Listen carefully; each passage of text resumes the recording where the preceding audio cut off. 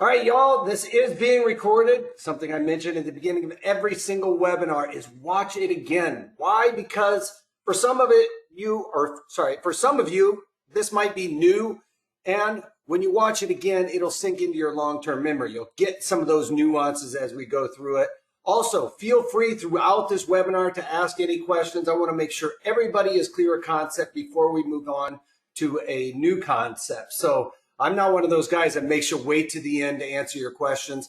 You guys help create the content, so feel free to ask any questions as we go along. And if I say something that is incorrect, feel free to call me out on it, because I don't want to be putting content out there. Sometimes my math is a little off, is really where I have a tendency to mess up as I'm trying to think of everything and get moving along. But this is going to be a webinar for the synthetic short stock. It's a great strategy if you wanted to short something and have it mimic what the underlying would do in a portfolio of a short stock. All right. I'm not saying you want to build out your entire portfolio with short stock, but there is always a bearish market out there, and we can take advantage of that in our portfolio much easier with options than going out there, borrowing a stock, paying maintenance on it, having to pay dividends and stuff like that. So this is a good strategy, especially after these parabolic moves we've had in the market. Some things are feeling a little frothy.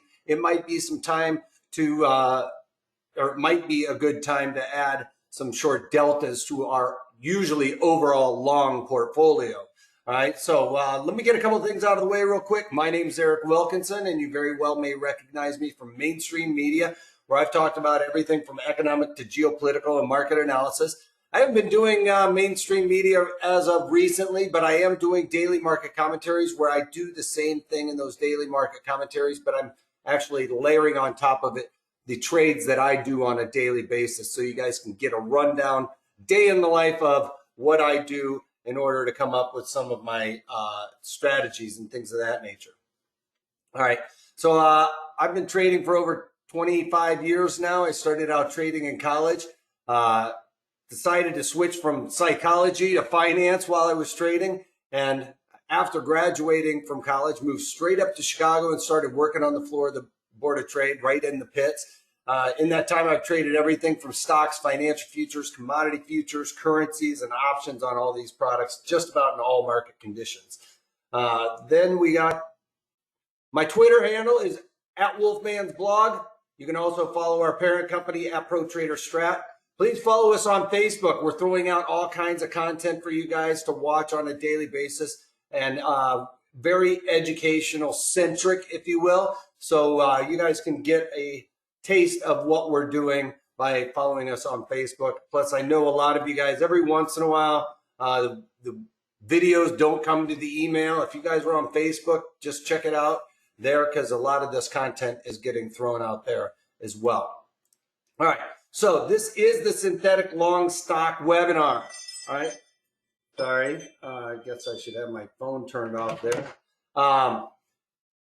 And what I want you to do right now is take that and kind of put it on a shelf right now. We're going to forget about the synthetic short stock, because when we're doing a strategy, we don't necessarily know we're doing the synthetic short stock when we come up with our market assumption, right? If we have a bearish assumption in something, we need to go through a process in order to kind of lead us down the path to what option strategy is the right strategy for that assumption. And the underlying needs to fit some guidelines that we're going to go over in here. And so does the environment around that underlying, okay? So synthetic short stock will follow a path and lead ourselves to what is the right strategy. And I usually do, in the past webinars, past courses, I should say, I usually kind of build this strategy out with the assumption we're going to do it like this. But in this course, what I like to do is kind of roadmap ourselves out to this synthetic short stock, kind of what we would do on a normal daily basis, and figuring out what is the right strategy for the assumption we come up with. But one of the things we got to do when we're trying to read a map is go over what is the key to that map, right? So our roadmap key is really just the Greeks, and delta delta affects the option premium in relation to that underlying, okay? And that's a $1 move. Its assumption in the option montage, which I'll pull up here in a second, is a $1 increase, okay? It's always assumed on a $1 increase there, right? Everything goes by and passes on an increment higher, whether it's the day, volatility, theta, and delta here. So if we talk about an underlying moving higher by $1, and I'm just going to pick this option montage for TLT. I hope everybody can see this relatively easily. Your monitor might not hopefully be too small. Let me grab my pen here. And what we're going to be looking at is if TLT increased by $1, make sure I got the right ink here. Okay, I got a red. I'll go with the red. So we're looking at gamma over here. And when we're talking about delta, got a little ahead of myself. We're going to look at these numbers in this column right here. So if we are to pick this 168 strike, just because it's at the money or very close to at the money is what I'm looking at. We can see the underlying is trading at 167. So maybe I'm picking the one a little bit higher, but whatever. What delta tells us is for that first $1 increase, all right, we go dollar number one higher, all right. So now we're looking at trading at 168.13, all right. So an exact $1 move higher, all right. What we would do is look at these 168 calls, and we'll look at the puts here in a moment. But on the 168 calls on that first $1 move, I'll just write it here, $1 move higher. It's going to equal now, the bid is going to increase by 45 cents. All right, that's this number right here. It's going to increase by that 45 cents. So our bid is going to now be 289 on the bid, right? So now we're looking at the bid being 289 on the bid. And this offer would then also increase to 298, right? 45 cents go on into that. So now the offer is 298. All right. So 50 cents went into that.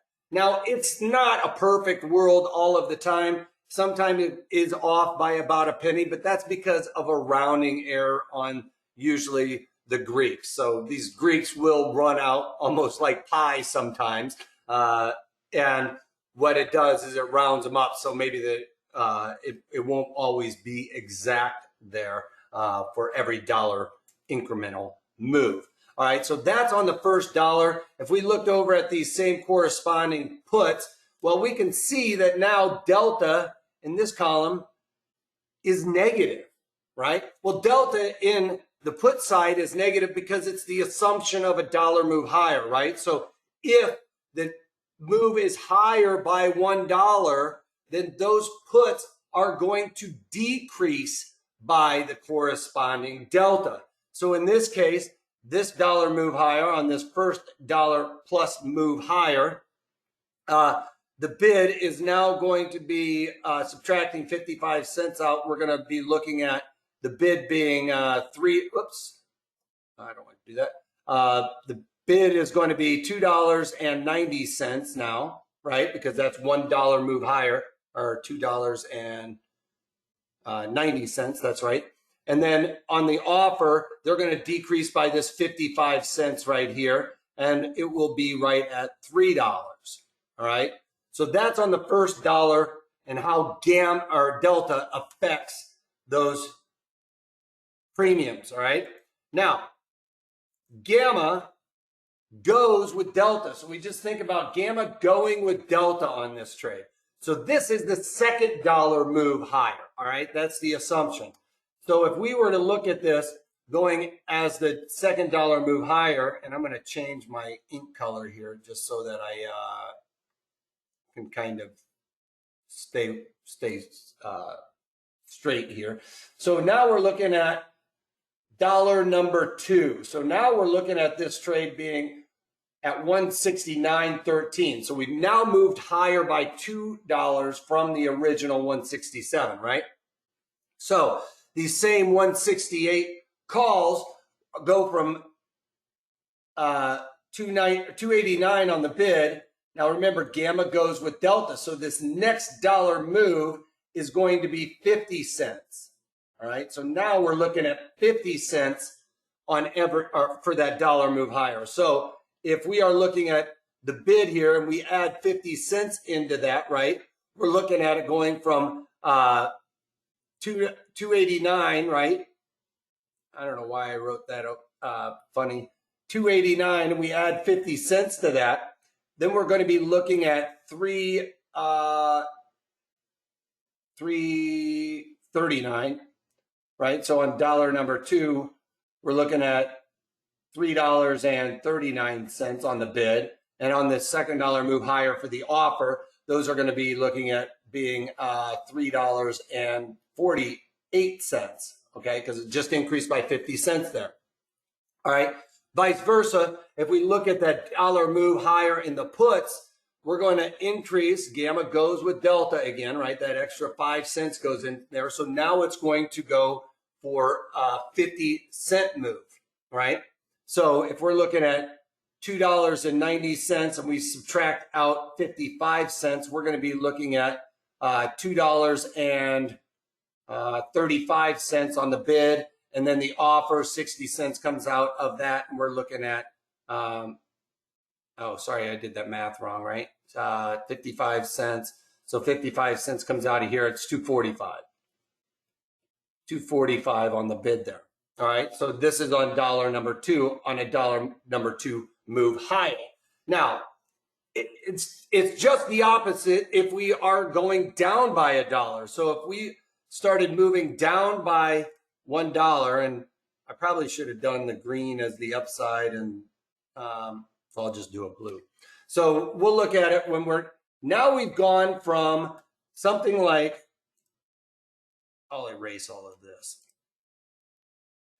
Give me the big eraser. All right, erase all in. So let's take a look at it if we were to move $1 down, right? So on a dollar move down, we think about this going from to a negative dollar, right? Or a downward move. So now we're looking at 166.13. So we've gone down by $1. Now, delta minus $1 plus a positive delta makes that delta become a negative to our premiums, right? So now we would be looking at this bid going down by $1. So on the first dollar move down, we go down by $1. So the negative delta, this becomes a negative delta there.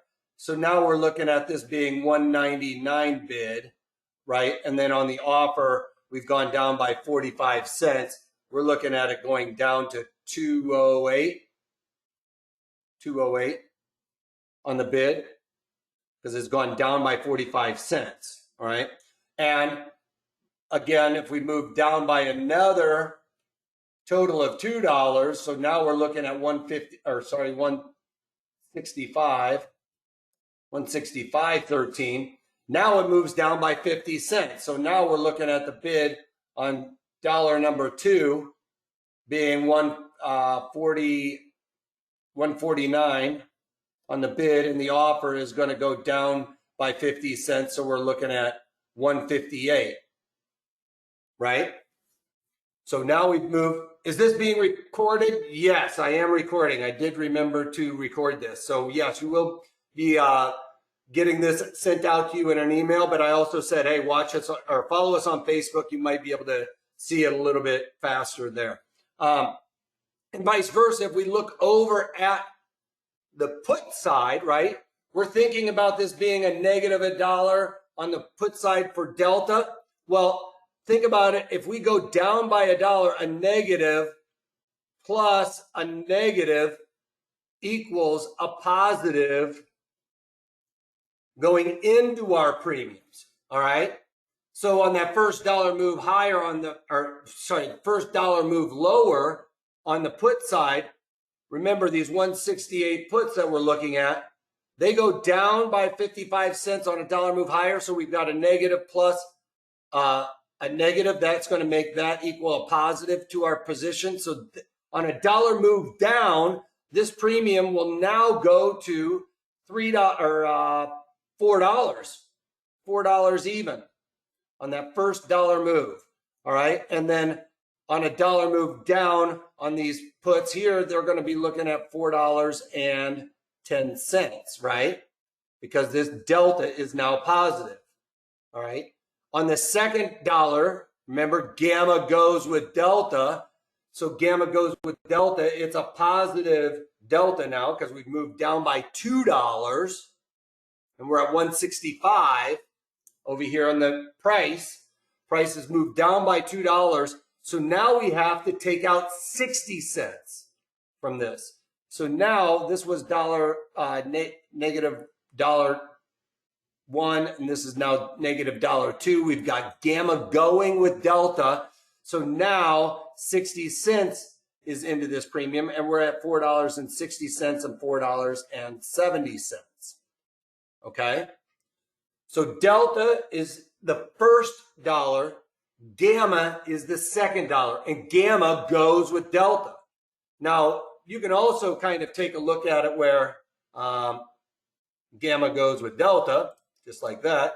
But if we, let me erase all this ink real quick. Erase all of the ink. All right. And we go back to this again. I lost my train of thought there with the gamma going with delta on the negative moves there. I don't know. I'll figure it out. I'll come back to it. I don't want to waste everybody's time while I'm trying to re-scramble my brain there. Oh, I know what I was looking at. So you can kind of take a look at it here where, you know, this, you could look at it where what happens with the first dollar move there. Back to my pen. So we talked about the first dollar move being 50 cents, right? Well, if you kind of look at when it adds in, that 5 cents goes in there, 5 cents goes in there, right? Same thing over here. You can kind of see that gamma, that 5 cents going in there.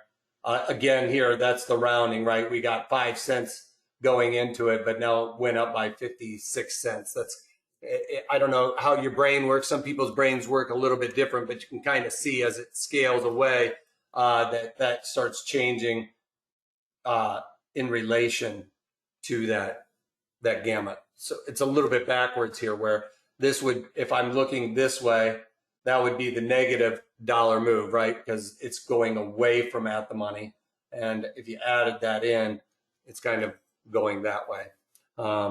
Just kind of show you how the gamma is actually still being shown in the montage as it goes, right? All right, so that's delta.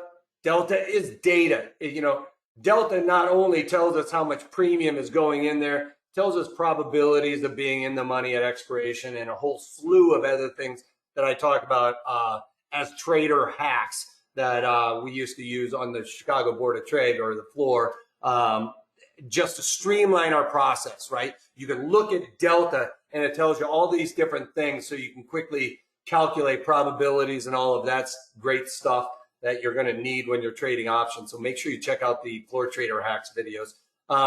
And then gamma is just goes with delta. So when we're trying to really figure out what all these Greeks mean, you know, rather than just look at them and say, oh my God, you know, he's talking Greeks and it just blows my mind. Well, now you just know delta is data. Gamma just goes with delta, goes to delta, right? Theta is the thief in the night. Theta, the thief, and Vega is just volatility. All right? Vega is just volatility. I see a question over there, but it's kind of halfway hidden. Let me try and pull this out so I can see the question popping up here. Gene. All right, since gamma goes with delta, are there anomalies to look for, or do they typically move in lockstep? They do. Well, one thing to keep your eye on is you can tell that the further out of the money or deep in the money or further out of the money, the gamma starts slowing its pace a little bit, right? It's as even delta gets smaller, the gamma starts getting smaller also. So gamma is at its largest right there at the money, okay? But this this is not like a red flag where I talked about, it's gone, on the second dollar move. We talked about the first dollar move is 50 cents. The second dollar move should be 55 cents. Well, this is telling me it's going to be 56 cents. Is that an anomaly? No, not really. It goes back to, gamma being and delta being a multitude. It probably carries out 5, 6 decimal points. All right. And so does gamma. So when they're all added together, sometimes with the rounding error, it misses a little bit. So it's missed by a penny there. So when they've added the delta and the gamma all up together, that has caused it to increase by what seems to be a penny. Okay. So not really any anomalies there. Does that answer your question, Jean? All right. So theta is the impact of time on that premium. Now, one thing to note, theta is always negative. You'll see theta is always negative here as we go along, right? Because you can't stop time, right? Time keeps on ticking into the future. So what we're looking at is you can't really stop theta. You can take advantage of theta, right? Like if you sold premium tomorrow, if nothing else happened, volatility, we just isolate theta. Tomorrow, premium comes out of that. So if you sold it at $2.44 here, right? Tomorrow it's worth $2.40. So that helps us. You sold high and bought low, right? So you can't stop theta. You can take advantage of it because it's a given. It's a known. Every single day he's coming to take your premium, right? So when you're buying, you got to kind of limit that theta decay. Does anybody know how to limit theta? You can only limit it. You can't stop him necessarily. You can kind of isolate it, but further out in time, theta slows down. All right. This is a screenshot so I can write on it easier, but theta way out, right here at the money, theta is 4 cents. So let me try and pull up my trading platform. We'll look at this here. I'll just pull this over here. I've got TLT ready. I took the screenshot right before the close because these markets have a tendency to get a little wider, and I want to talk about that here in a minute. All right, so right now we're looking at theta, same basic concept here. It's actually trading exactly the same area. So we are looking at 4 cents coming out tomorrow. So these are going to decrease by 4 cents. If I go out here, out the scale, and you can see now theta is only 2 cents. So the idea is if you want to buy premium, you want to limit theta decay, you want to start moving out to longer durations. Yes, you're going to have to pay a little bit more for that, but the fact of the matter is it's kind of like, do you want to hold on to your money or do you want it to really dwindle away quickly? If you look at July, which is expiring tomorrow, you can see 14 cents is coming out tomorrow. So if you start coming up with assumptions, then yes, you can use the weeklies. I usually just talk about the monthlies.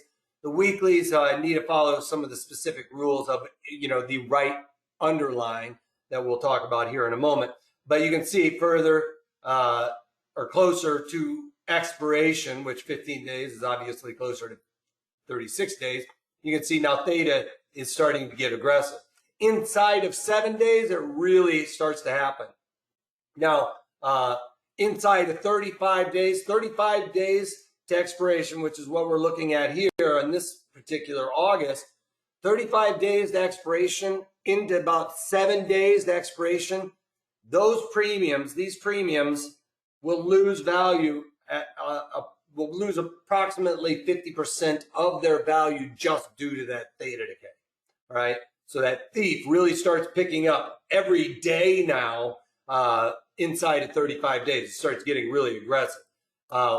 And I don't think I have the chart right here right now that I can see. So I just want to make sure we understand that. So kind of what theta does is if this is You know, we're looking at like, say, 100 days to expiration, and this being 0 days to expiration. What Theta does is it kind of goes like this and really starts picking up. So this is about 35 days to expiration. All right. So really starts getting aggressive inside that and outside there. And that's probably not a very good line, but you know, it's kind of slows down way out there in time. All right. Fitzroy says spread. Yes, that is a good way to help limit some of that theta decay as a spread, because what he's basically saying is if you buy one and sell one, right, then you can offset or limit that theta decay, because the one I'm buying is losing money to theta and the one I'm selling is doing better because of that theta. So they're offsetting and hopefully zeroing each other out. Now, sometimes with a spread, you'll be looking at the one that, especially like a long call spread, you could be looking at, you know, it affecting you negatively by 1 cent. If this one was 4 cents and this one was 3 cents, it's not completely offsetting it, but it will help limit some of that pain, right?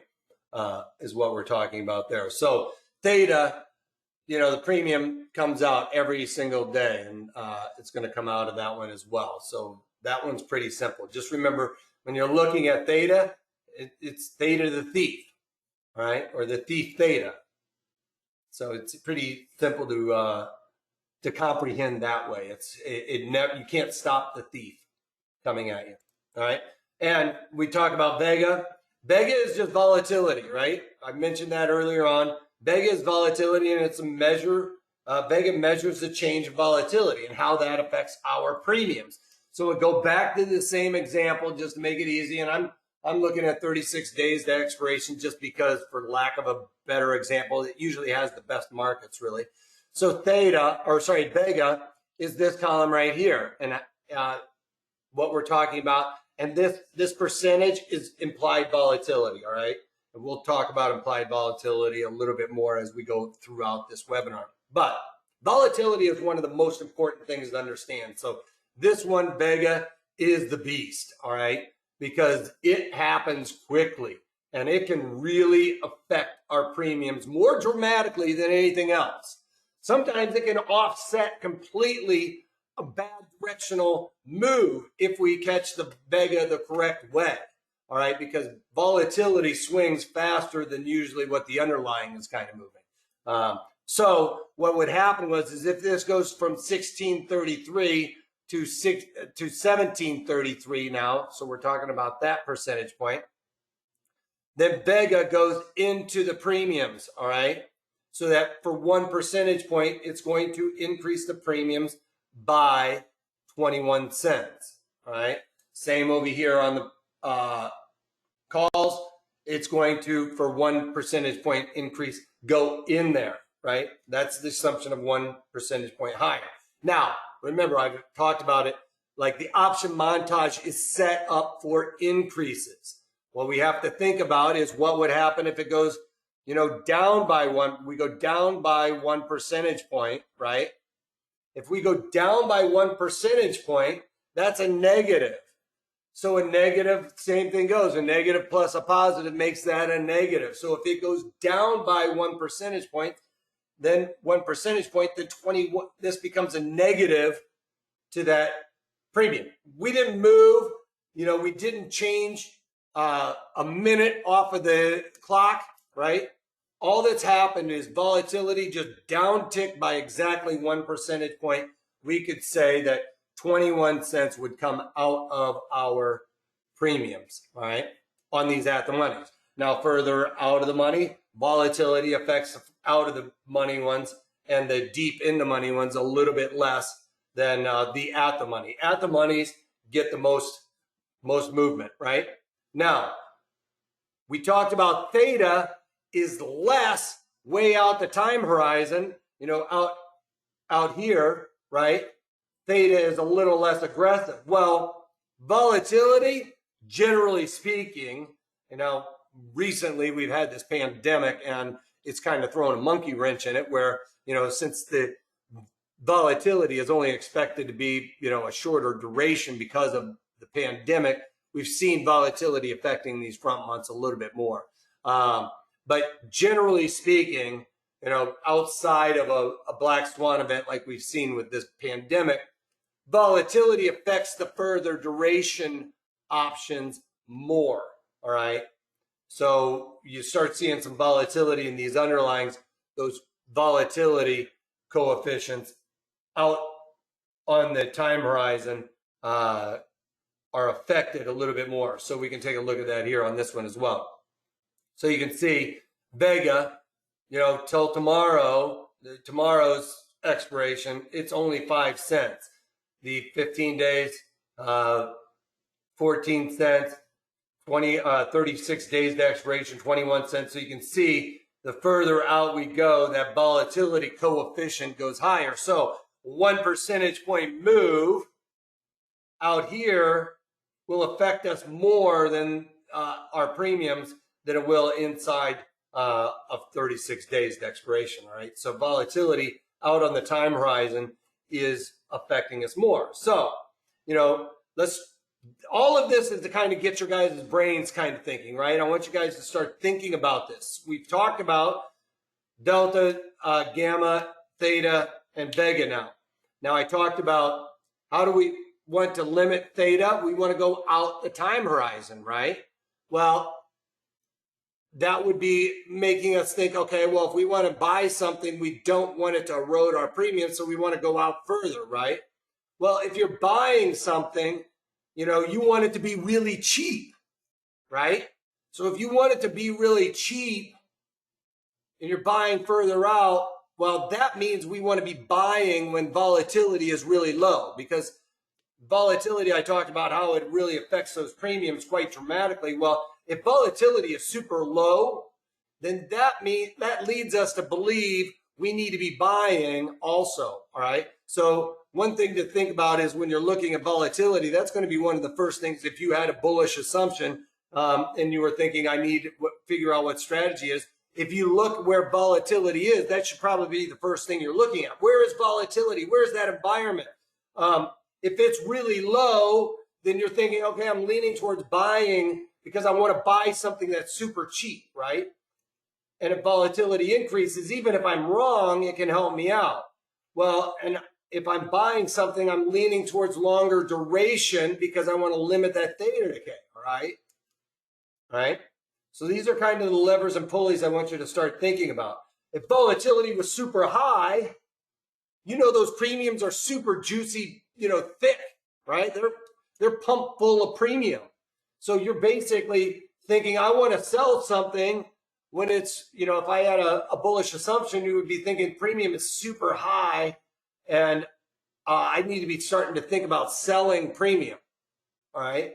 Which then in that case, you want to sell premium. You'd probably want to go closer duration because you want theta to help you out also, right? So you want to go to closer duration. Usually when you're selling premium, you want to get longer duration when you're thinking you're buying premium. Even if your time horizon for this trade is only like the next, you know, week or 2 weeks, right? You still kind of want to give yourself enough time, limit all of those different levers and pulleys, or take advantage of them, okay? So still, when we're looking at buying premium, we're looking to get outside somewhere around 70-ish days ish. And when we are selling premium, we want to get in closer and we want to hit that 35-ish days to expiration or closest to it. We want to get closest to the expiration cycle that'll be affected the most. All right. Does that make sense so far? I know you guys are probably like, dude, we've just spent a half an hour talking about the Greeks. Well, that's because we need to lay the groundwork as to figuring out when we're trying to figure out where are we going. Most people plan the trip, their vacation, spend more time planning their vacation than they spend trading their or investing in their portfolios and stuff. So when we're doing this, what I'm talking about was where are we going? It's kind of like we've looked at the charts, all right? So in this case, let's just say,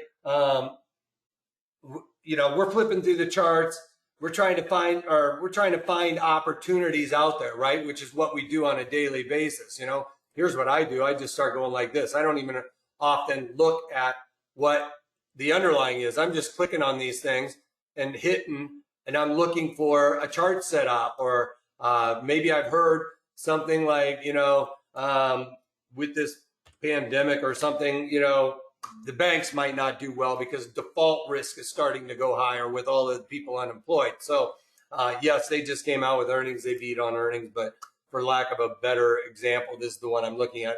Also, to me, it looks like it's gotten a little overdone to the upside, whatever. It's covered this gap. However you're coming up with your bearish assumption. I'm not trying to give a trade recommendation based on this webinar, or I don't give trade recommendations, you guys, because I don't believe in them. I don't believe that my directional assumptions are any better than yours, okay? I do wholeheartedly believe that the way that I set up an option strategy is far superior than anything you're going to find online, because you're going to go out there and they're not going to give you strikes and or why those strikes are the best strikes. That's what I drill down on with the guidelines that I try to have us all follow in order to be successful. So, you know, I'm trying to increase your probabilities of success. I follow the theory that basically your assumption, you know what they say about assumptions anyway, but your assumption is only 50-50. You know, yes, we can kind of tilt the tables on that, I believe, but you know, the idea is any given time that you do something, if you go out and buy a stock or sell a stock, you got a 50-50 probability of being correct on your directional assumption. Well, with option strategies, we can turn the tables a little bit, where we have option strategies that we can make that are about, you know, 80% probability of success or better. So that's what we're looking for, is that we can be directionally wrong and still make money on it, right? That's the ultimate goal, is to trade this. And, you know, yeah, the best thing in the world, I think, is when we're wrong on a directional assumption and I make money. Like I literally do backflips. I'm just like, you know, I can't pick a directional assumption, but geez, you know, I can make some money off of it, even though I'm wrong. It's great to be wrong and making money. Like, there's nothing better than that. Just like there's nothing worse than a 3-putt bogey in golf. Anyway, I'll take a bogey if I messed up otherwise, but if I'm on the green and 2 and I 3-putt a bogey, that hurts. But vice versa, the yin of that or the yang of that, whatever, being directionally wrong, making a mistake and making money, there's nothing better than that. So what we want to do here is, where are we going? So let's just say that I come up with a bearish assumption in, oh, you know what? Twitter would be a good one. Let's just say Twitter, because Twitter had some bad news out today. It didn't look like it affected the stock too bad anyway, but about the hacks, right? So let's just say we're all of a sudden worried about Twitter and all of these social influencers leaving Twitter because they're getting hacked or whatever. 4-putt bogey is the worst. That could be worse. That definitely could be worse. But getting a bogey when you're on the green and 2 is horrible. And I'm famous for that. I can get on the green and 2 quite often, but man, I am the worst putter ever. So let's just say, you know, we're here in Chicago, right? And we say we've got a bearish, you know, assumption, and Twitter is down here. All right. So we've kind of got this bearish assumption. We're going to Twitter. So we need to know where we're going, from where, right? So now we've got this bearish assumption. We're going to be moving down. We're going down south.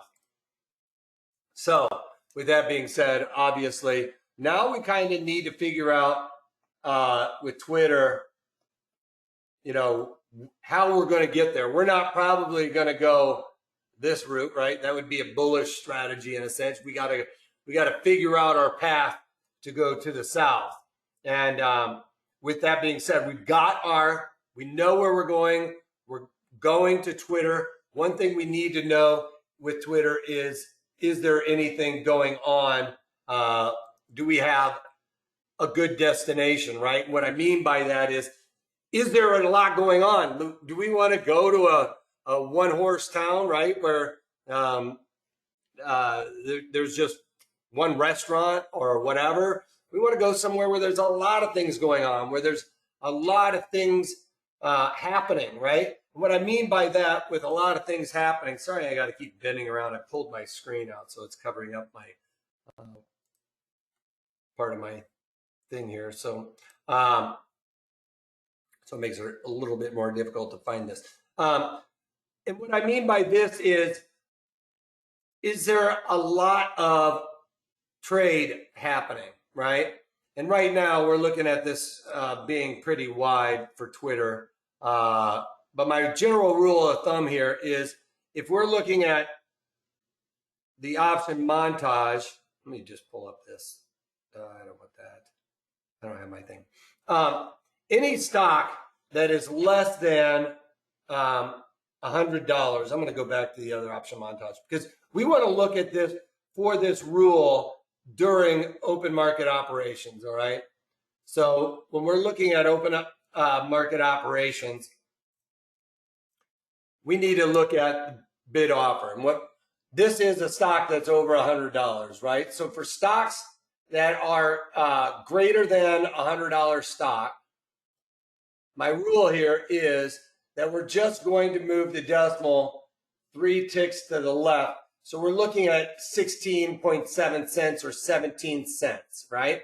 So what I mean by that is, we look down here in the option montage, 36 days to expiration is usually where the most volume and open interest is going on, all right? This is where the most participation is happening. So we need to look at the 36 days to expiration for this rule and check off to see if these are in between 17 cents wide. And you can see during open market operations that follows that rule, all right? So that's on a stock that's over $100.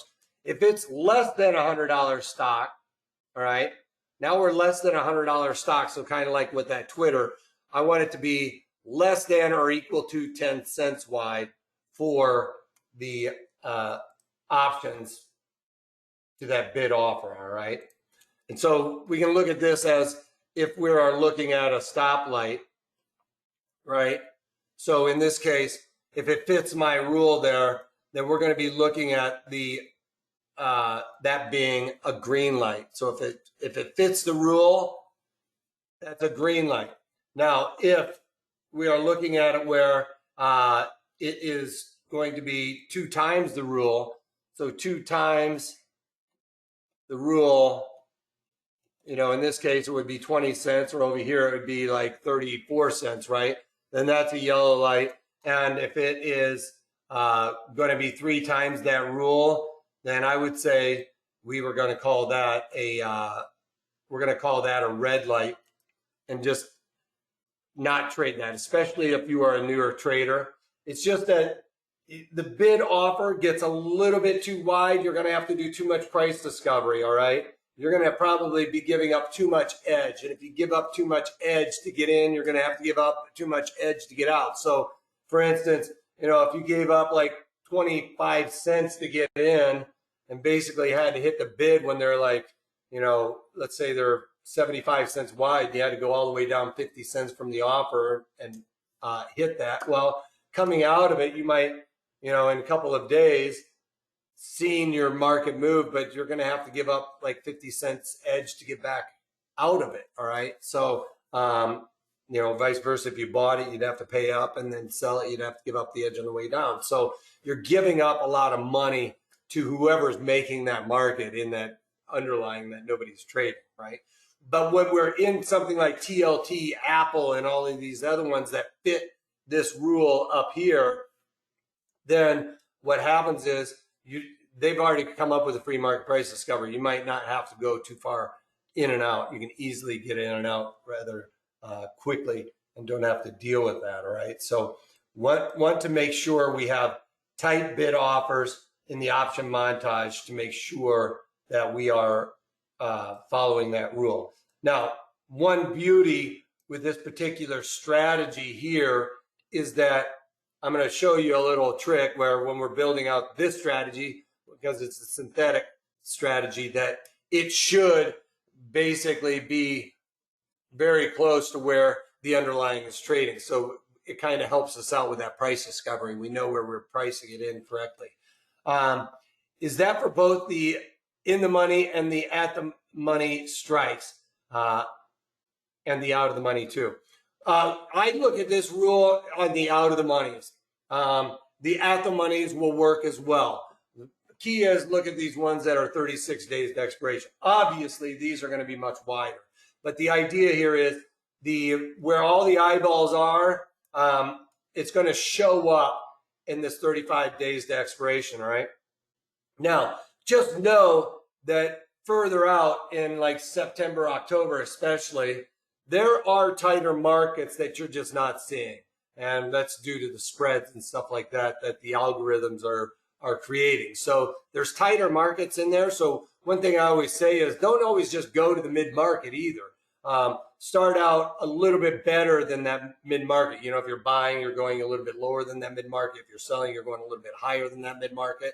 And start cancel replace. It doesn't cost you anything to get, you know, cancel replace a trade. So find the best market that way.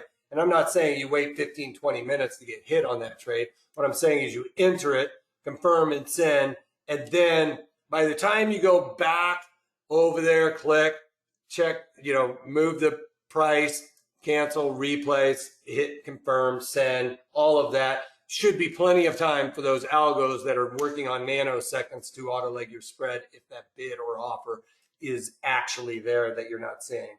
And it has to do with spreads. Like I said, there's multitudes of spreads where these algorithms are leaning on my offer in one thing and trying to offer in another market, and will auto leg that spread for you. And then, you know, it's called a lean on a lean. An algorithm cannot lean on a market that is leaning on an outright. Okay, it may be a little bit confusing, but that's how I used to make my money on the floor, was as a spreader and making markets as leans on leans. I would take that risk. The algorithms are not capable of taking that type of risk. As a trader, we know what the risk is. The algo doesn't. So we're talking about a lot of things going on. This is that rule. If it fits the 3 decimal places, it's a green light, or less than $100. We're looking at 10 cents or less, all right? All right, so what's the environment? What I'm talking about with the environment here is what is volatility, right? So when you hear me talking about what's the environment in and around this underlying, well, we can kind of think of it as when it's really low volatility, it's sunny out. You know, there's no chance we're going to really have inclement weather. We know it's beautiful out there. Low volatility means what? Well, we don't have to worry about anything on the road, so we can take those major roads and get there very quickly, right? Take our time to get there. We can, low volatility, we're buying cheap premiums. Sorry, I said that wrong. Low volatility, we can take our time and take off roads and like see the sights and, you know, really work our way there, right? Taking a long time. So low volatility, it's sunny out. We can get out of the car, stretch our legs. We don't have to worry about inclement weather. Obviously, low volatility, we talked about this earlier, is cheap premium. So we want to buy long duration there. So in a sense, we're taking the long road there. Whereas when there's high volatility, we want to get there pretty quickly. You know, high volatility, we're beelining it to our destination. We get those fat premiums, right? So when we're selling premiums, we want to take advantage of theta decay and that volatility coming out of the underlying. So it's kind of shorter duration. But there's times where we don't know what the weather is. Maybe we don't trust the Doppler radar or the weatherman, right? Maybe there's some points in time where there's rain or sun, and we don't necessarily know where our volatility is going to go. So we're going to offset it. And therefore, we're just going to take our time. We're going to take Route 66 and see all the sights, right? So volatility, in this case, we don't know where it's going to go. So we're going to try and offset it, right? I've talked about this. How does volatility affect the premiums? You know, volatility is high, we sell premiums. When volatility is low, we're buying premiums. Well, what happens when we don't know what volatility is going to do? We need to offset that, right? So we're going to probably buy one and sell one to offset that volatility, all right? So in this case, that's what I'm saying with Twitter. I don't know what Twitter is going to do. I don't know where volatility is going to go in Twitter. If it goes down, you know, I don't want to be hurt. If volatility goes down, I don't want to be hurt by it. If volatility goes up, well, I don't want to be hurt by it. But right now, I'm just really unsure where volatility in Twitter is going to go. Or if you're, you know, newer to trading, but you're used to buying stock and selling stock, you know, this is a good surrogate for buying stock and shorting stock, or ETFs, or futures, right? If you go out there and buy and sell futures, this is a good surrogate strategy for doing that, all right? So in this case, what's the duration? Well, I want to see all these sites. I want to limit volatility. I already talked about that. I want to isolate volatility. We're on to duration. Well, in this case, I want to see the sites along the road, maybe you're thinking. I want to go and hit all these stops. I want to go see the Cadillac Ranch. I want to go see the Big Texan. I want to go to Albuquerque, New Mexico. I want to go to Antelope Canyon, you know, something along those lines, where we're going to take our line, our time getting there. I want to see the arches, right? Or the arch, and make our way down through that. I want to go to Springfield and see the Simpsons. So we're going to pick our spots. We want to find our spots along those roads, right? So, you know, when we're plotting this out, we're going to go see the arch. We're going to go see the Simpsons. I don't know where we're going to see in Oklahoma. I don't think there's a whole lot to see there, but there's actually, believe it or not, there's a lot to see up here. You can go to the Big Texan if you've ever heard of that. That's the 72-ounce steak. Cadillac Ranch is right there. I can't remember what's right there, but that is something big. I can't think of it right offhand, but Albuquerque, New Mexico. And there's all kinds of great things to see in Arizona, especially Antelope Canyon. That's on my bucket list. Flagstaff, whatever. And start making our way across. There's a little custard place along 40 going out to Los Angeles. That's really good too. You know, we kind of plot out plan our strategy. Well, what are we picking? We're picking our strikes. So I wrote this wrong. I forgot to change this. We're actually selling the at the money call, and we're buying the at the money put, right? We're going to buy those to create the strategy. So we're going to be able to limit that thief in the night, because, right, we are, like I said, we're going to be selling a call and buying a put that are at the money. And this is that thing I was talking about. You can see the premiums really start dropping off here. Well, we're already talking about, we've isolated this. We're buying one and selling one. They're going to affect it equally. And volatility. We don't have to worry about volatility, because we're buying one, we're selling one, we're affected equally. But with this one, I still want to get out here and give myself usually enough time to be right. Now, if your time horizon is only for, you know, the next week, or you think it's going to happen within 5 or 6 days, then yeah, it doesn't hurt you to come inside of here. But what I'm saying is, if, you know, all else fails, we might as well give ourselves enough time to be right, especially if you want to play it like a short position for a long duration. We can go further out in time. But thief in the night, this is a representation of what that does, but we're wanting to isolate that with this right now, right? We want to isolate volatility because we don't know where it's going to go. Therefore, we're isolating the thief in the night that comes and steals our premiums, all right? So what vehicle do we use? The synthetic shortstop, because of mostly that volatility coefficient, where we're unsure of what volatility is going to do. That's when the levers and pulleys start happening. I don't know where volatility is going to go, and I don't want to be hurt by it. whether it expands or contracts. I don't want to have to pick a strategy that is very volatility dependent, all right, which most strategies are, believe it or not. I don't care if you're buying a call, selling a put, whatever it is, you need to know what volatility is and how it's going to affect that underlying. But with this one, I don't know where volatility is going to go, so I need to pick a strategy where volatility won't affect it, and that's this one, the synthetic short stop, all right? So the synthetic short stop, we talked about what we're doing is buying the put, selling the call there.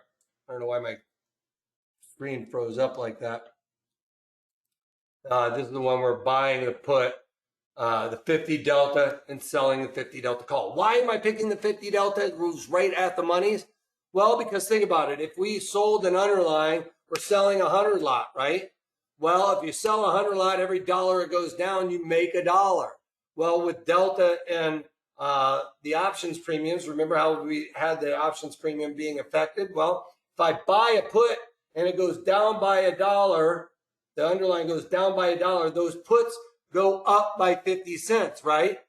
And if I sold a call at a 50 delta and the underlying goes down by $1, a negative dollar plus a positive delta makes those deltas negative, right? So our premiums go down by 50 cents in the calls. Well, if I sold those calls, I want them to go down. If I bought the puts, I want those puts premium to go up. Well, 50 and 50 is 100. So we've created 100 deltas. Now 100 deltas acts just like the underlying, dollar for dollar, all right? You're not always going to be able to get it exactly 100 with this strategy, but the benefits outweigh that one penny you're going to be missing out on. So it's going to act like the risk reward of a stock position. Just like I said, if you shorted 100 underlying, then you sell a one lot in the call and buy a one lot in the put, 50 deltas, that's 100 deltas. It will act just like that. For every dollar move down, your strategy will increase by that dollar. Vice versa, if it goes against you, it's going to hurt you by that dollar. But it's going to use about 50% less capital, all right? If I go up and pull up the platform again, and if one thing to know, we don't have to pay that maintenance, which is like an extra add-on usually. And then we don't have to pay the dividends either, which is key. You know, you can think about it like if Morgan Stanley did a 35-cent dividend, well, we would have to pay out $35 for holding a short underlying. Also, this works better for hard to borrow stocks. You know, I mean, I don't know how many people out there have shorted a stock in their lifetime. You have to pay the maintenance on it. You have to pay the dividend if you have to get the dividend. You're going to have to pay a lot more in premium. So let's take a look at TLT again, just because we knew they had pretty tight markets. And let's just go out here to like 90 days to expiration. I'm going to look, see, this is going to be one of those where it's not always exactly 50-50 deltas. But what we do know is if I buy this delta, right, that's 59 deltas, negative 59 deltas, right? If I buy this, it's negative 59 deltas. And if I sell this one, selling the calls makes that negative 41 deltas. So now this position is negative 100 deltas. So I can go over here and do the analyze the trade and get rid of the old one, whatever that is. And you can see the purple line is how the underlying acts. The blue line is how our strategy acts. So as the market goes down, our premium, our trade increases in value. So we can see this is 100.25 deltas. That was that rounding area that I was talking about. So it's slightly better than what dollar for dollar the underlying will do.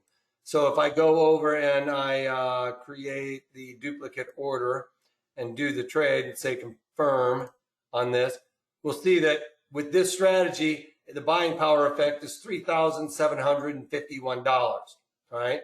Now, if I go back to this platform and say, I just want to sell this, I just want to short it, say it's 100 100 of the underlying, that's 100 deltas, right? For every dollar it moves, we all know that. You can see that this is slightly worse than that.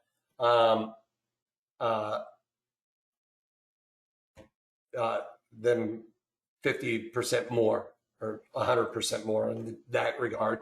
It's over 100% more. I mean, that's because of that maintenance that has to go into it. So it's slightly better than that. All right, so that's why another benefit of doing the synthetics. One, you don't have to put up as much margin, right? Yes, it is still going to cost you just as much win, lose, or draw, right? Dollar for dollar moves is what I'm talking about here. But you won't have to pay a dividend.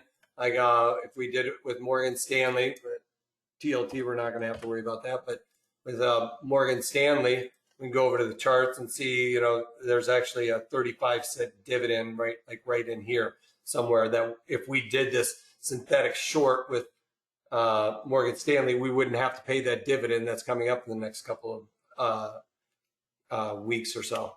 So with that, we don't have to worry about it. In a synthetic strategy, long or short, offsetting many factors like theta, what is the risk of going out to a 18, 24-month leap liquidity? Well, great question, Ron. With this, you know, with most strategies, you know, that price discovery is a bit of an issue because you are going to have to give up a little bit of edge. Now, with this strategy, one of the things I was going to talk about here real quick, let me get through this and then we'll go through the example real quick. And I'll come back to that because I'm just getting ready to talk about that. All right, so we know our direction is bearish, right? We know our destination is that less than or equal to 10 cents, right? Or move the decimal 3 ticks to the left to come up with our bid offer on 35 days to expiration. That's not necessarily where we're always trading, but that's where we want to see if there's eyeballs on this underlying we're picking. Environment, we're offsetting, so we don't have to worry about that. Duration, well, if we're offsetting the environment, that's the volatility, right? We know we're offsetting the thief, which is theta. Well, the duration, then we don't have to worry about that. You can pick any duration you want, but I usually go out and say that the sweet spot is somewhere, you know, 75 days to expiration, just to give myself a little bit of time to let this trade melt. And maybe I want to hold on to it for a long-term bearish assumption, right? The strikes, we're just looking to make our deltas equal to 100, all right? So we're trying to build this out so it's equal to 100. Now, max profit on it, underlying goes to 0, which is probably not where we're going to be going for this.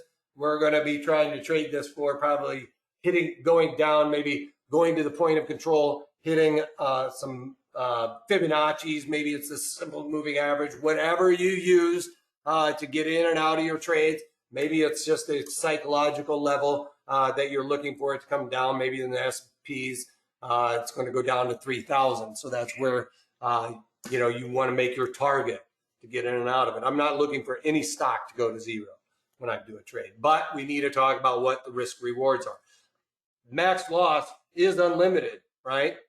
If this goes to infinity and beyond, that max loss could be major, but you need to know where your exit is. Just like you need to know where your target is on your entry or on your exit, right? You need to know for a winner, you need to know where your target exit is on a loss. Now, there's no stop that you can use here. You're going to have to pick a line in the sand, write that down on a piece of paper, because when it's in your head, you're more likely to fudge it. When it's on paper, you're going to be like held accountable, more accountable anyway. All right. Yes, you can still probably lie to yourself and say that's not written down there when you first wrote this down. But the idea is when you're building out this roadmap, you're kind of plotting out your course. Make sure you follow it. All right. That's the best way to stay mechanical in this game. I can't tell you how much there is involved in the mind game of trading. You know, I always used to say my psychology degree probably helped me out in trading more than my financial degree. And that's because there's so much psychological things that are going on here. But if you follow these rules step by step, it will help you stay mechanical. And when you write it down, you're more likely to follow along these rules and stay mechanical with that. That takes the emotion out of it. If you could take the emotion out of trading, you will be much better trading, and there's no doubt about that. All right. When directionally wrong, are you using spreads to prosper? Do you use butterflies or other interesting names for options? Gene, that's a great question also. With this strategy, if I come up with an assumption on this, and I am directionally bearish, all right? Now, if this starts going against me, I'm not going to throw good money at bad money, all right? And I'm not probably going to go out there and, buy a put spread to try and profit on a down move then. Because to me, now my gut is telling me there's something wrong with this trade, right? My gut is saying, get protection on this trade, or, it's going down. I need to take advantage of the downside move, right? To me, that says, just get out of it. Pull the ripcord on it, right? So with this one, if it starts trading sideways, right? I have no problem like going out there and selling some covered calls against it, or actually you would be selling some puts against it or something like that, lower your overall cost basis. I wouldn't necessarily sell calls against it because you're kind of increasing that risk as it's going higher against you, right? But maybe you would go out there and sell some puts because in the meantime, it looks like it's going to track higher for a little bit or just sideways. I have no problem with you going in there and selling puts against it and then trying to lower your overall cost basis. I wouldn't sell puts to lock in a loss or anything like that. But yes, absolutely. If you're looking to lower basis on this trade, it's not working out immediately, it's just kind of trending sideways, then yeah, absolutely. I would be thinking about selling some puts in there to lower my overall risk and my my overall basis of this trade, right? Also, I'd probably be trying to look to sell those puts somewhere around where my exit was, kind of like with the SPY I was talking about. If I was bearish at the 300 level, thinking it's going to go down there, that's probably where I'd be looking to sell my puts. All right. So the break even is the put strike price plus a credit. So that increases the upside, or minus that debit. Now we'll see that when we're going over all of this stuff here in a second, which what makes consideration to sell a call, buy a put versus buy the put and sell the call? Well, if you are, well, they're the same thing. You're saying sell a call and buy a put versus buy a put and sell a call. To me, it doesn't really. If you're talking about the order of what you're doing, I just probably, if I'm looking at the synthetic short here, I'm probably going to look to do the buy put side versus the call side. I had both examples. Are you talking about when I was talking about with this page here?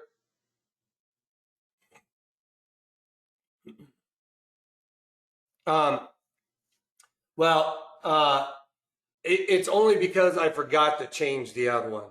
So it doesn't really matter. They're interchangeable. But I usually, when I'm doing the synthetic stocks, I'm looking usually at that put side, generally speaking. And that's more or less just what we're talking about. So with the winner, like we were talking about here, let's just say Morgan Stanley, we're doing it at, I can't remember what Morgan Stanley strikes were, but Morgan Stanley, or let's just say Twitter, because I think Twitter was the 36 strike. We're looking at those 36 calls and puts, right? So the winner on the short, let's just say I'm going to write this down. If Twitter goes down to 30, I'm out. And let's just say if it goes above 39, that's where I'm getting out. So make sure, this is where I'm talking about, we write this stuff down to make sure we stay mechanical with it. So let's go through a real quick question that we had earlier on this trade. So what's to keep you from going way out in time? One thing we're going to note here, I'm just going to use Morgan Stanley because these are right around the at the monies, right? I usually, Gene, just kind of go to the put side and buy that because I'm bearish, right? I want to buy the puts for the bearish side and then sell these. Now you can see they don't exactly line up to 100 deltas. If I go over to the other side, I bet it's like very, very close to 100 deltas for sure. Like if I look at the Analyze tab, it's going to probably be just a rounding error. Yeah, so you can see 99 and a half. I mean, I'm losing, maybe 50 cents on this trade. If it moves, the underlying moves down, like versus a straight out, if I just shorted the 100 lot, on this one, I'm losing 50 cents on every dollar, 50 cents for every dollar move down, being that would be $100, right, to my position. So if it goes down by $1, if I shorted 100 lot, I would have made $100. And on this one, I'm going to make $99.50, right?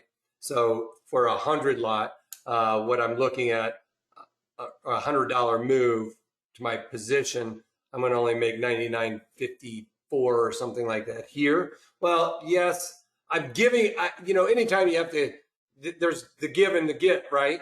Well, I'm also less than 50%. I'm saving myself like $4,000 in my portfolio that I can allocate somewhere else, right? I can create a more diverse portfolio that way. So synthetics in that regard, I would look at it like, okay, yeah, I could have made $100 if I shorted the stock. I'm only making $99.50 here, whoopee. But I don't have to pay that $35 in dividends for Morgan Stanley, and I also saved myself the premium. So very close to 100 deltas, or $100 for every dollar move. So that I'm not going to be too concerned about. We can see right here that the gamma and the delta, the gamma is going to kind of offset. It's going to increase incrementally. The theta, 2 cents, 2 cents. We can see that those will offset each other, right? Because if we're buying a put, that hurts us by -2 cents. But if we're selling the theta, negative plus a -2, that means that's actually a positive to our position. That helps us. And we can see that the volatility is being offset as well. So we don't, all of those things being equal, right? If we bought premium and that volatility affects us there negatively, it will help us out over there in selling those calls. Now, another thing what we look at with that break even, that's where I think, I can't remember who asked the questions about the pricing. I think it was Ron. The pricing, this is where you're going to figure out if you can go, like when you're way out in time. So when I do this strategy, you subtract 23 cents, we get our break even. Subtract 23, add 23 cents because it's a debit. We add 23 cents to this trade is our break even. We can see that it's at $52.73. Well, $52.73. We're going to be shorting this just slightly below where the underlying is trading. It's actually where the last is what we'd be looking at. So actually, we'd be shorting it slightly higher than where the underlying is trading there. All right. So that's how you're going to figure out where your pricing is, where it makes sense, you guys, is when you do the break even. You figure out where the break even is on this one, and it should be very close to where the last is. And I think it was, like I said, I think it was Ron that asked this question, which was a very good one. Why not go out into the leaps if it doesn't really matter? Well, perfect.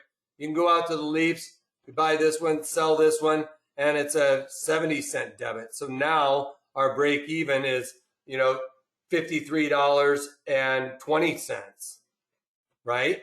So yeah, go out there and do it. I don't think that even your margins are going to change that much on how much you have to put up for margin for this. So yeah, you can, when you're building this out, if the bid offer gets really wide, where here they're actually pretty tight for being that far out, right? But we know that when we're doing our break even, that is very close to where that underlying is currently trading, right? So we can figure it out that way. that make sense? Actually, I said that wrong. With our break even here, we got to subtract the debit.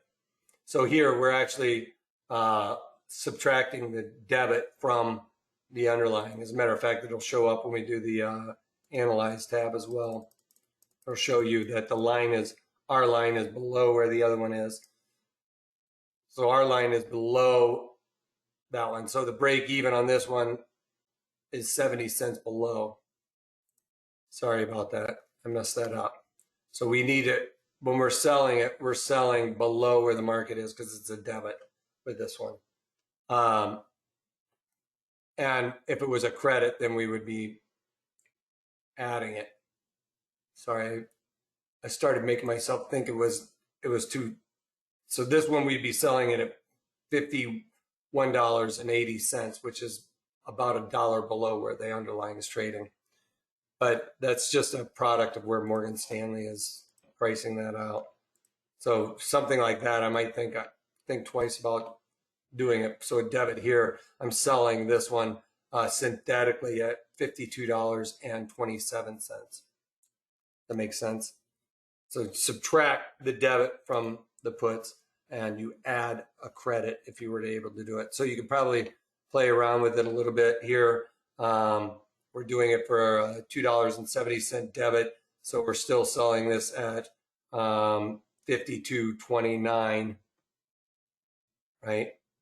$2.70 from 55, $52.29. Maybe buy this one, sell this one. Still getting 100 deltas there. A credit, so 52.37, so or 35. It's with this one we're having to synthetically sell it below. Let's look at TLT and see what it's doing. So TLT, looking out here, just to randomly pick one, you can see the markets are not fitting that rule, but we're looking at for the tight bid ask, the ones on 35 days to expiration, it fits that rule. So that means it's a good underlying to trade. So let's go to the 50. Let's go to the 170s because I can see it's 100 deltas. Buying that one, selling that, it's a debit. So we subtract $3.38. So we're looking at 166.70 something, right? So about 25 cents. And one of the things with the synthetic longs, if you guys remember back to synthetic longs, we were actually buying below where the underlying was trading. Well, a lot of times with the synthetic, because of the way the puts have usually a little bit more premiums in them, that it puts that where we have to go below. The premiums usually have a little bit more on the put side than the corresponding calls due to people buying more puts to protect themselves to the downside. So those get usually a little bit more jacked up. And so therefore, if I'm buying that, I'm kind of having to pay up that extra little bit of premium. So with this one, you're usually selling just slightly below.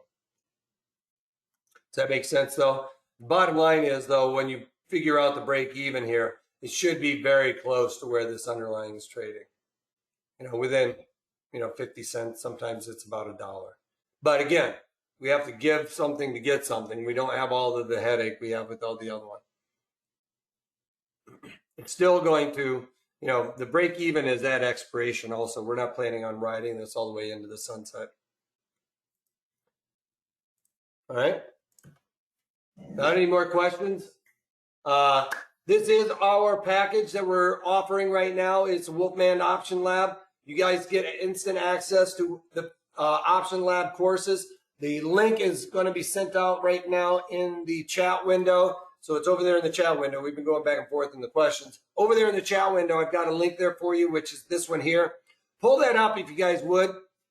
It'll pull up automatically a web page for you to look at. And you can see that there are hundreds of videos to look at. All right, Gene, I see your question there. I'll get to you a sec here. Just give me one moment to go over this. So you guys get access to that, over 100 hours of content. It's going to have some other videos in there that look like it's the synthetic long, synthetic short check those out. Like I said, watch them again. You don't have to necessarily watch this one again. Maybe watch one of those other ones because you guys drive the content. I may have answered some different questions that were brought up in there that you guys might have not had the opportunity to ask here. So obviously, some of those are repeats where there's a synthetic long, synthetic short, but we try to also approach them in different ways, whether we're going to implement options into our strategies or just take advantage of volatility crush and stuff like that. And if you're newer to options, I go all the way to the beginner course where I break down a lot of the nuances into finite detail. So if this kind of got away from you a little bit and you're thinking, well, hey, this seemed a little confusing, go over there to the options basics ones, the beginning options strategies, because I approach that a little bit different, as if I'm trying to teach it to my kid, right? And break it down for somebody that's never even maybe traded before. So 100 hours of that content. Also, there's not quite 100 members left. It's getting quite close to being closed down for those charter members that you guys will receive automatic upgrade VIP option lab. But more importantly than even maybe just the discount promotions and special invitations, all of that, is the options lab question and answers, all right? If you guys have a question about your portfolio, how an underlying is trading, all of that stuff, I can tell you what I would do, and you got to kind of take that into your own risk parameters and figure out what that is. But I can help you through all this, all the way down to, you know, what do you think about, you know, the housing market or whatever. You know, I'll tell you what my theories are on any of that stuff. So you get access to me. I have a no inbox policy in my email. I answer everybody's questions ASAP, because I know if a trade's going against you guys, there is nothing more than you want is maybe to bounce some ideas off of somebody and see what's going on there. So for all of that, you get it for just 97 bucks a month. I mean, you know, saving you on one trade through the question and answers could be very well worth that. Also, these courses, I'm breaking them down, making sure that you guys are getting into the right strategy at the right time by the guidelines that I have set up. If you're just watching somebody on TV and is willy-nilly just reaching their hand into a hat and cherry picking trades, it's going to cost you a lot more money than the 97 bucks. Plus, you get access to all that other stuff, which is great. So like I said, click on that link, you know, browse through it, check it out. You can see what all of those things are that are there to offer. I also want to just thank you guys one last time. Later webinars, I'll drill down on different option components, when and where I find those appropriate. Here is also the link. If you are watching it on tape delay, you'll have to punch that into your URL. Just pause the video here and check that out. Thank you guys all for participating. If you have any questions, comments, or anything else, reach out to us at 310-598-6677 or email us at trading@protraderstrategies.com. Especially if you got a video you want me to do something on, hit that link or hit that in the email. Let us know what you guys are looking at. Maybe I'll do a video on it there too also. All right. And if you're watching this on tape delay, give me a thumbs up on the down the bottom there, so that other people, that helps other people get a view on this. And if you guys like how I teach, take advantage of this this link we've got for you guys, because, you know, I try to make it so that you guys can kind of get those levers and pulleys working on your own. All right. Nobody out there on TV has a better assumption on what the market is going to do than you do. All right. You may not think that or believe that right now, but what I'm trying to do is give you the confidence and with these strategies that, you know, I can be wrong. There's nothing bad about being wrong sometimes. You can be wrong, but make money on it. And that's what we're trying to do here. You're welcome, Al. Thank you very much for the kind words, everybody. Without further ado, one other thing we do have to go over is our disclaimer. I am not trying to tell you guys to put on a synthetic short around TLT, or what I'm trying to do is teach you guys, you know, when we come up with an assumption, how we go through this. And that's what we're talking about here. There is the possibility you could lose substantial money trading. So you need to know those risks before getting involved. Make sure you take a moment to go over this. All right, so Jean, What were you saying there? Is this the idea that you own the underlying and it goes down, you earn money instead of earning money as it goes up? Yes. So the idea is like if you bought something, obviously you think it's going to go higher, right? Otherwise you wouldn't buy it. Well, this is the idea of, well, you know, I think Tesla's overvalued up here. I wouldn't say put the synthetic short on around an underlying you own, because if you were bearish, then I would just get out of that stock and book profits on the one that you owned, right? And, you know, if you thought something was going to go down, why be long it? But what I'm saying, I believe you're asking is, if you had a bullish assumption in something, you would go out there and just buy the outright. Well, then I would suggest, unless you want to get the dividends or hold this on for like, you know, 10 years or whatever, if you wanted to hold the underlying on for 10 years, then I would say go out there and buy the stock.